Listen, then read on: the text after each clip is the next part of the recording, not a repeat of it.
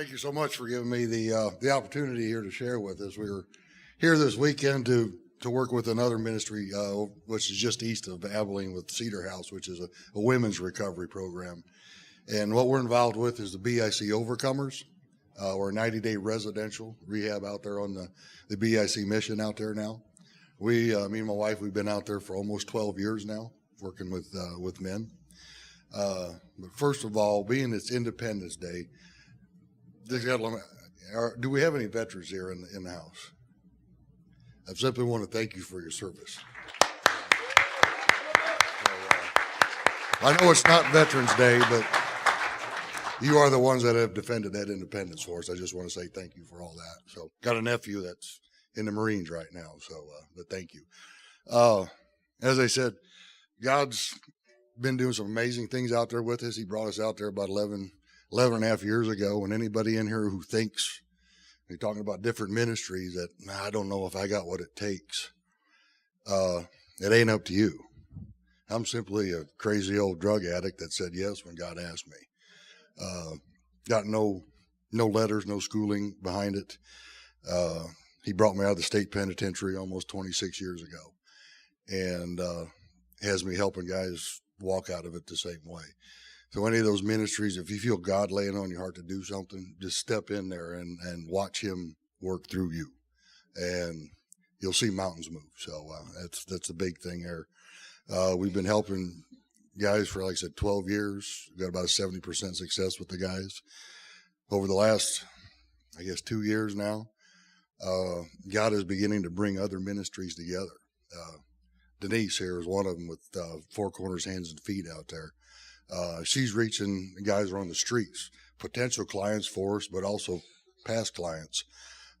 We got the board back here. We got Convicted by Christ, which is a men's accountability group that help with our guys after graduation. Trying to think what else. J. Beck Ranch is God's wanting to take us from a 90-day residential program into a full year with what I call a recovery ranch. The title or the name that he's given to is Hope and Redemption Ranch. It's to be a year long working with these guys, help let them experience what community is, healthy community, experience, the presence of God in their lives, and also teach them some new skills, whether it be farming or maybe auto mechanics or whatever, anything along that line to give them help along the line. But the most recent one is Pastor Ron had said, Ken Abel called it a spontaneous church plant. It all happened last fall.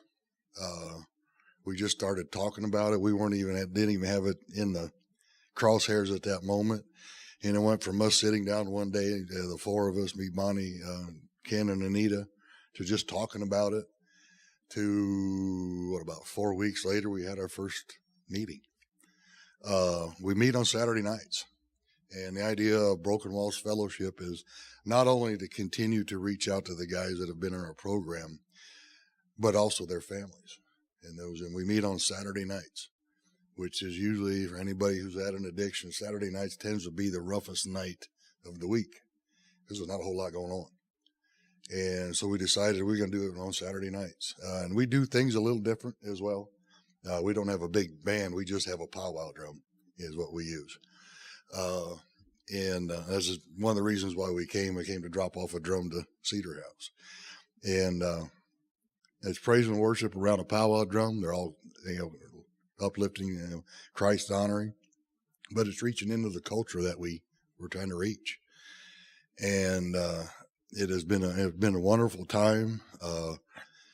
Just heard last night, they had just got a text last night that they had a pretty good meeting last night with guys. Had several past graduates that came.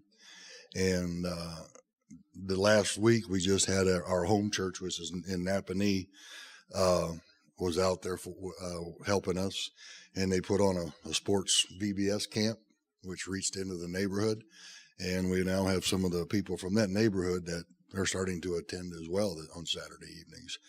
So it's been an amazing time. We got plenty of information back there. As far as we work entirely on donations at this point. We got raised, all the finances for the program itself at this point. We're working on advancing that as well, to grants and stuff like that there. But information back here, if you're willing, you're interested in, and being part of it, of reaching into a community. When you get on the reservation, the problems that this country has, sex abuse, drug abuse, spousal abuse, child abuse, child suicides. The reservation's about 4 to 5 times worse than anywhere in the country, because there is just no hope there. There's no whole lot there, and that's what we're trying to do. That's what the idea of our program, the idea of the ranch, is to let these guys know there's a way out. There's hope. Like I said, I was a drug addict for 10 years, spent 1.5 years in the state penitentiary, and God showed up in my little cell and gave me some hope, and walked out. And it's been a journey. Never expected to be standing here 26 years ago. Last thing I ever thought, I'd be walking back into jail, but I do that freely now. I think some of it because in the back of my head, I know I can walk out too. So, but it's, these guys are me 26 years ago, and the more and more I can help, the better. It's personal. I had to bury too many friends, and I'm not going to give up. Going to keep on going. And the relationship we have with the different ministries, there's 5 different ministries at this point. We're looking for the 6th one right now to start up probably by the end of the year, a transition house called Boyd's House of Hope, to help those guys coming out of jail to reintegrate into society. But it's that idea and the vision I've always had of a tidal wave or a dam bursting. And just like any dam, you just keep pulling the logs out of the dam. And at some point in time, that dam's going to break and the water's going to rush. And that's what we're working towards. And God's not only taken the vision that I've carried for so many times, for so long out there, but beginning to bring it across the country, reaching the same mindset of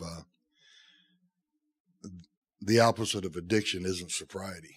It's community. It's healthy relationships. And when we help these guys to build those relationships, they begin to want to stay clean and sober. They begin to feel like they got something worth to share, like they belong to something bigger than themselves. And it's a fight that's worth fighting. And I guess just as you veteran, you protect the independence of this country. There are a lot of people out there that are still bound up by their addictions, and it's going to be a long fight. But I want to thank you for the opportunity to share. And like I said, if you got any questions, we'll be back in the room here at the end, and be willing to share. I can talk for hours on this subject, so I better stop. So, but thank you.